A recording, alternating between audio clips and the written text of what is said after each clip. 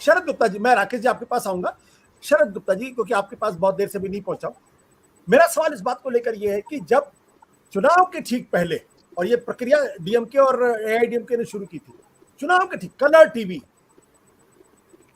देने की बात, फ्रिज देने की बात, कुकर देने की बात, ये जो की जा रही है, ये न तो गरीबों को फायदा पहुंचाने के लिए किया जा रहा है, विशुद्ध तौर पर उनका वोट खरीदने के लिए या घूस देने के लिए किया जा रहा है। ऐसा मेरी समझ, हो सकता है मैं गलत हूं। आपको क्या लगता है कि आज इस वक्त मौके पे क्या ये पूरी की पूरी जो मोदी सरकार की तरफ से या प्रधानमंत्री की तरफ से जो हमला किया जा रहा है, वो केजरीवाल की पॉलिटिक्स को खत्म करने के लिए किया जा रहा है? क्योंकि खुद तो नहीं, दे रहे अलग थे, अलग तो बहुत चीजें हैं, दोनों अलग अलग चीजें हैं। एक चीज वो है जो आप कह रहे थे कि चुनाव से ठीक पहले टीवी देना, फ्रिज देना, वॉशिंग मशीन देना, सिलाई मशीन देना, तो वो चीजें जो हैं, और उसमें इस तरह की बहुत सी रिपोर्ट्स आई कि जैसे ही ये सारी चीजें बांटी गई, तो बहुत से लोगों ने, जिनके पास ये चीजें पहले से थी, उन्होंने वापस जाके दुकानदारों को औने पौने दाम में चीजें बेच दी। इसका मतलब यह था कि उनके काम की नहीं थी और उनको पैसे की जरूरत थी, उन्होंने बेच के पैसा कमा लिया। तो ये चीज गलत है कि आप एक तरीके से रिश्वत दे रहे हैं। लेकिन मैं एक चीज पूछना चाहता हूँ, यदि आप एक परिवार के मुखिया हैं और आपके परिवार में आपके मान लीजिए 3 बच्चे हैं, एक बच्चा बहुत अच्छी पोजीशन पे है, बड़ा अच्छा व्यापार है उसका, दूसरा मिडिल क्लास सैलरी वाला है, और तीसरा बच्चा बेचारा चपरासी भी नहीं है, उसके पास खाने के लाले पड़े हैं, तो आपकी क्या जिम्मेदारी होगी? जिसको खाने के लाले नहीं, उसको किसी तरीके से सपोर्ट किया जाए कि भाई उसका घर चल जाए, तो क्या ये फ्री भी मानी जाएगी? कि जब आप अपने, तो जो प्रधानमंत्री है, जो सरकार है, वो देश का मुखिया है, पूरा देश उनका परिवार है। अगर 80 करोड़ लोग ऐसे हैं जिनको उनको फ्री अनाज देना पड़ रहा है, तो ये एक सोचने की बात है कि क्या वो 80 करोड़ लोगों को जो दिया जा रहा है फ्री का अनाज, वो फ्री भी है? या जो आयुष्मान योजना के तहत 5 लाख रुपए तक का जो लोगों को स्वास्थ्य लाभ दिया जा रहा है, वो फ्री भी है? वो सारी चीजें अगर जरूरी हैं, तो मेरा मानना है कि जो मुफ्त पानी की बात की जा रही, क्योंकि पानी या बिजली एक सीमा तक मुफ्त है, अगर उस सीमा से ऊपर कोई भी जाता है तो वो पूरी की पूरी चार्जेबल है।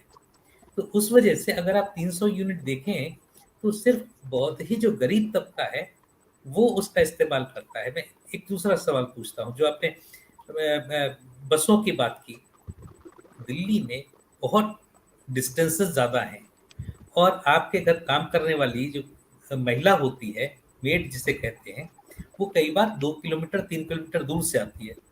तो या तो उनके पास बस का एक साधन है, या वो शेयर्ड ऑटो करके आते हैं, और उसमें काफ़ी खर्च होता है। अगर उनको मुफ्त में बस में चलने को मिल जाए, तो उससे उनकी जो बचत होगी, जिसे अंग्रेजी में कहते हैं every penny saved is every penny earned, तो वो पैसा वो अपने, जैसा भी राकेश जी भी कहते हैं, उस पैसे को कहीं ना कहीं अच्छी जगह इस्तेमाल कर सकते हैं। तो मैं अभी देख रहा था, चूंकि आपने जैसे ही कहा, तो मैं काफी देख रहा था, तो उसमें इतनी ढेर सारी केंद्र सरकार की योजनाएं हैं, प्रधानमंत्री ये योजना, प्रधानमंत्री वो योजना, और उसमें जैसे 2000 रुपए किसान की बात आई, किसान मानदेय की, तो ये सब लोग मानते हैं कि किसानों, आज खेती एक घाटे का विषय है, जो व्यक्ति जितनी लागत लगाता है वो भी नहीं निकल रही है।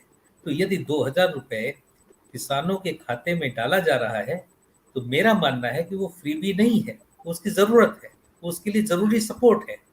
शरद जी, तो जहाँ पे जरूरी शरद सपोर्ट चाहिए, वो फ्री शरद भी जी, नहीं है। शरद जी, जी। चुनाव के ठीक पहले राहुल गांधी ने कहा कि हम हर महीने किसानों को 6,000 रुपए देंगे। फौरन हुआ कि हम 2,000 रुपए तो खाते में भी डाल देते हैं। ये फ्री भी है या फ्री भी नहीं? दोनों फ्री भी हैं, ठीक है, क्योंकि वो ठीक चुनाव से पहले आ रही हैं। हाँ। अगर आपको किसानों का इतना ही हित था, तो आप ये 2014 में सरकार बनाने के तुरंत बाद भी आप कर सकते थे। आपने 5 साल क्यों इंतजार किया कि चुनाव आए तभी मैं घोषित करूं? तो ये दोनों ही फ्री है। चुनाव से 6 महीने या 1 साल पहले तक जो भी घोषणा होती, ये केंद्र सरकार को या सुप्रीम कोर्ट को सोचना चाहिए कि अगर कोई पॉलिटिकल पार्टी चुनाव से 6 महीने या 1 साल पहले तक एक पीरियड निश्चित कर लेना चाहिए कि उस दौरान कोई भी ऐसी लोक लुभावनी घोषणा होती है, भले वो वेलफेयर के लिए हो, उसको फ्रीबी के दायरे में लाना चाहिए। अगर किसी भी पॉलिटिकल पार्टी को, किसी भी सरकार को लोगों की इतनी चिंता है, तो सरकार बनने के 6 महीने या 1 साल के अंदर क्यों नहीं घोषणा करते हैं उसकी? वो लास्ट के 6 महीने या साल भर का क्यों इंतजार करते हैं?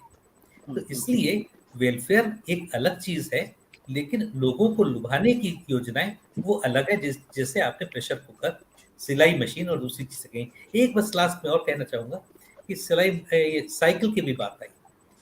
साइकिल ने बिहार की लड़कियों का जीवन कैसे बदला है, इस पे बहुत स्टोरीज है, सभी लोगों को मालूम है कि आज बिहार की बच्चियां स्कूल जाने लगी हैं साइकिलों पे। तो वो एक वेलफेयर मेजर है, एक जरूरी चीज थी। लेकिन अगर आप उसको कहें कि सब ये फ्री भी है, तो मुझे लगता है ऐसे लोगों की सोच पे हम लोगों को सोचना पड़ेगा कि किस तरीके की सोच रही है। नहीं, मैंने कहा बिहार के अंदर जिस तरीके से महिलाओं की शिक्षा को बढ़ाने के लिए साइकिल दी गई, यूनिफॉर्म दिया गया, उसको तो कोई फ्री भी नहीं कहेगा। लेकिन जब आप कुकर देने की बात करने लगते हैं, कलर टीवी देने की बात करने लगते हैं चुनाव के ठीक पहले, तो उस पर तो सोचना पड़ेगा कि क्या यह वोटरों को लुभाने के लिए उनको घूस तो नहीं दी जा रही। अब मैं इसके पॉलिटिकल एंगल पे जाता हूं। जो बातचीत हमने अभी की उससे अलग एक पॉलिटिकल एंगल है। पॉलिटिकल एंगल क्या है? क्या आपको लगता है कि जिस तरीके से प्रधानमंत्री नरेंद्र मोदी रेवड़ी कल्चर को लेके अटैक कर रहे हैं, और उनका अटैक सीधे तौर पर केजरीवाल के ऊपर है, और उसी तरीके से केजरीवाल साहब रिएक्ट कर रहे हैं। आज भी केजरीवाल साहब ने बाकायदा रिएक्ट किया सुप्रीम कोर्ट के ऑब्जर्वेशन आने के बाद भी। 2 दिन पहले भी उन्होंने रिएक्ट किया था, और वो ऐसा लग रहा है जैसे तिलमिलाए हुए। इसके पीछे की पॉलिटिक्स, शरद जी आप कैसे हो, किस नजर से देखते? क्या आपको लगता है कि नरेंद्र मोदी को यह लगता है कि ये जो फ्रीबी कल्चर है, रेवड़ी कल्चर है, अगर पंजाब में कमाल दिखा सकता है तो गुजरात में भी कर सकता है, इसलिए इसको निप इन द बट कर दे? बिल्कुल, आपने सही पॉइंट आउट किया। अगले 6 महीने में 2 राज्यों में चुनाव होने हैं, जिसमें एक गुजरात है जो प्रधानमंत्री जी का गृह प्रदेश है, और दूसरा हिमाचल है जहां भी पिछले कई साल से बीजेपी की सरकार चल रही है। तो दोनों जगह इस बार आम आदमी पार्टी एक मजबूती से चुनाव लड़ने जा रही है। तो इसीलिए ये न सिर्फ रेवड़ी कल्चर की बात, बल्कि एक और चीज हो रही है, क्योंकि कभी मनीष सिसोदिया पे को भ्रष्टाचारी ठहराया जा रहा है, कभी सत्येंद्र जैन को, कभी केजरीवाल को। इसलिए कि भाई जब वो गुजरात पहुंचे या हिमाचल पहुंचे तो ये कहा जा सके कि देखिए ये भी भ्रष्टाचारी है, इनमें और हम में या किसी और में क्या फर्क है। तो एक तो वो चीज, और जहां तक ये रेवड़ी कल्चर वाली बात है, तो ये जरूर है कि इससे पंजाब में आम आदमी पार्टी को फायदा मिला। तो आम आदमी पार्टी को अगर पंजाब में फायदा मिला तो हो सकता है गुजरात में मिले। और चूंकि ऑलरेडी आम आदमी पार्टी सूरत के म्युनिसिपल इलेक्शंस के जरिए एक टो होल्ड दाखिल कर चुकी है गुजरात में, तो इसलिए भी डरे हुए हैं, बीजेपी डरी हुई है कि कहीं ऐसा ना हो कि साथ लोग वहां पे आम आदमी पार्टी के एजेंडे से इन्फ्लुएंस हो जाए। सत्य हिंदी का ऐप डाउनलोड करें गूगल प्ले स्टोर पर।